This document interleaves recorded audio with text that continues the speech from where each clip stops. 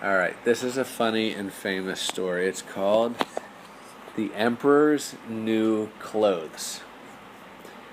There was once an emperor who loved clothes more than anything else. Unlike other emperors, he cared nothing for his soldiers or dancing or the theater. The only thing that made him truly happy was a new suit of clothes. He had a different outfit for every hour of the day, and whenever anyone asked where the emperor was, the reply was almost always, "He is in the dressing room." Now, one day, two swindlers, they're like thieves, arrived at the city where this emperor lived. Having heard how much the emperor loved clothes, they let it be known that they were weavers, and that the clothes they wove, the cloth they wove was the finest in the world. Not only were the colors and patterns extraordinarily beautiful, but clothes made of this cloth had the remarkable quality of being invisible to anyone who was a fool or unfit for the office he or she held. So only people that are only good people and smart people can see these clothes. Everybody else can't see them, can't see the clothes, is what these swindlers say. Soon the emperor heard about this amazing cloth. It must be wonderful stuff indeed, he thought. Why, if I had a suit made of it, I should learn which of my ministers were unfit for their positions. I should know who is clever and who is not. I must order a suit of this wonderful cloth at once. So, he summoned the swindlers to his palace that very day, ordered them to begin work at once, and paid them with a big bag of gold. The two men set up their looms in a large room in the palace. It's a machine that weaves cloth. They ordered the finest silk thread. Then they pretended to settle down to work. But actually, they only hid the thread and did nothing at all. After a time, they called for more silk and threads of silver and gold. Now they pretended to work even harder and were seen bending over their empty looms late into the night. I wonder how the cloth is coming, the emperor thought one day. Then he remembered that the cloth would be invisible to anyone who was unfit for his office, and that made him rather uneasy. Of course, he was sure that he was fit to be emperor, but even so, it might be better to have someone else look at it first. I'll send my honest old minister to see the weavers, the emperor decided. He is certainly not a fool, and he knows his office better than anyone in the land. So, the trusted old minister went to the room where the swindlers sat, pretending to weave their wonderful cloth. Good heavens, the minister thought when he entered and saw the empty looms. He opened his eyes wide, and then even wider, but still he could see nothing. The swindlers begged him to come closer. Pointing at their looms, they asked him about the marvelous colors and the splendid pattern. The minister did not know what to say. Can it be that I am really a fool? He thought. I never would have believed it. Or could I be unfit for my office?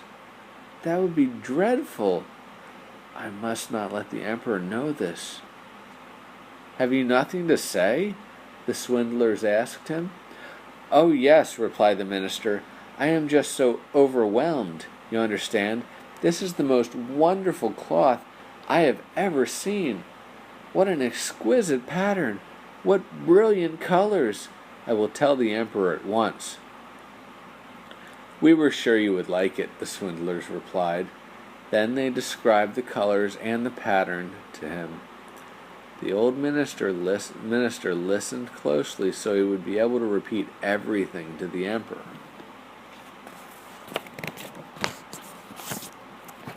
The swindlers then asked for more silk and more thread of gold and silver.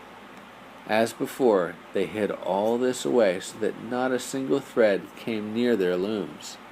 Yet they pretended to work day and night. After a while, the emperor decided to see again how the cloth was coming.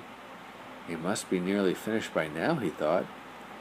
This time, he sent his most honest courier to have a look at it. Like the minister before him, the courier opened his eyes wide and then wider, but he, too, could see nothing, for, of course, there was nothing to see. I am sure I am not a fool, the courier thought. Can it be that I do not deserve the position I hold? What am I to do? They're not even bad guys. I know. I cannot possibly let the emperor know this. So like the minister before him, he praised the beautiful color and the intricate pattern. I've never seen anything to compare with it, he told the emperor. Soon everyone in the city could talk of nothing but the marvelous cloth. At last the emperor decided he must see it for himself. Surrounded by his couriers, he went to the room where the two swindlers labored over their empty looms. Is it not exquisite? Said the minister and the courier, who had been there before. What splendid colors! What an amazing pattern! Then they pointed at the empty looms, certain that all the others could see the wonderful cloth. The emperor put on his spectacles. Then he stared and stared. How can this be? He thought. I can see nothing. Oh, this is the worst thing that has ever happened to me. Can it be that I am a fool, or unfit to be emperor? I must never breathe a word of this. Means he can't tell anyone. I must thank you, he said out loud, turning to the weavers with a gracious smile. I have never seen such cloth in all my life. The emperor's couriers, who, like him, could see nothing, all agreed. The cloth, they said, was exquisite, magnificent, and surely the most beautiful in all the world. Then they told the emperor he must order... But Daddy, they gave him a whole bag of gold. I know. Then they told the emperor he must order a suit made of it at once to wear at the great procession that was soon to take place, like a parade. Everyone nodded and clapped enthusiastically. The emperor appointed the two swindlers imperial weavers to the court and gave them each a gold medal. The night before the procession, the two swindlers burned their candles all night. Everyone could see that they were hard at work finishing the emperor's new suit. They cut through the air with their scissors and stitched with needles without any thread. When morning came, they announced, "The emperor's new suit is ready." The emperor, followed by his court, went to the swindler's workroom. When the emperor and his couriers strode in, the swindlers held up their arms as if holding something and said, "Look, here is the jacket, and look, here are the trousers, and look, here is the waistcoat, and here is the elegant train." It's like a part that goes behind you.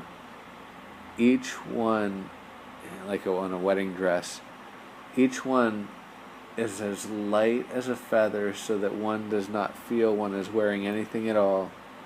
That's the real beauty of these clothes. Yes, indeed, all the couriers agreed. But Daddy, yeah, they gave him bags of gold. I know.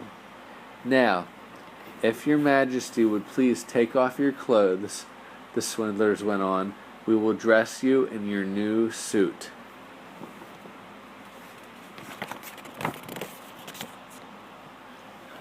They led the emperor to a large looking-glass. After he had undressed, the swindlers pretended to put on his new suit piece by piece, while the emperor studied his reflection from all sides. "How well these new clothes suit you," everyone cried. "What a perfect fit! Oh, that pattern, those colors! Never have you worn anything so magnificent." It was time for the procession to begin. The servants, who were to carry the train now, stepped behind the emperor. Those actually look good. They lifted their hands as though they were holding something. After all, they did not want to appear to be fools, or worse still, unfit for their positions, it means not have their jobs. Then the emperor began marching at the head of the great procession right through the city. People lined the streets and leaned out of windows to watch, and when they saw him pass, they all cried, "Isn't the emperor's new suit magnificent?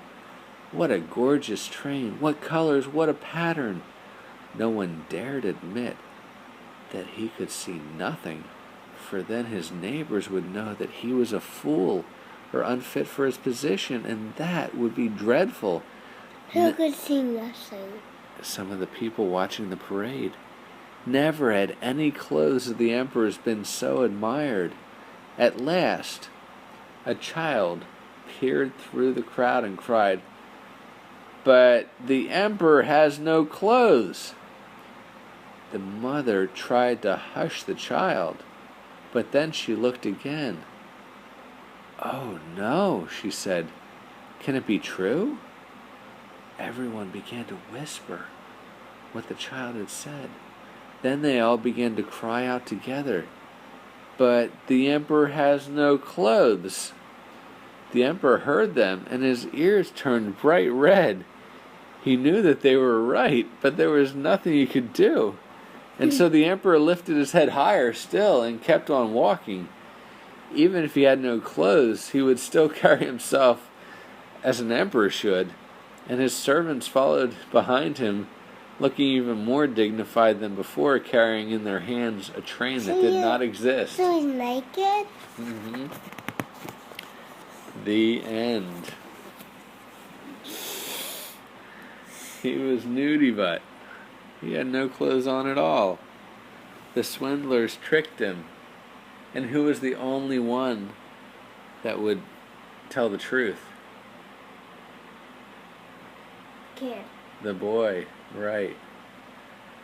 The boy, kids speak their mind, right? Even when sometimes adults don't want to say something, kids tell it like it is, right? He saw the emperor walking through town, and he said, "What? The emperor's got no clothes on. Look." Yeah. All right, that's a funny story. The swindlers. I think the swindlers were already out of town because they would have taken off with their bag of gold and run. They don't want to get caught, right? All right, good night, my boys.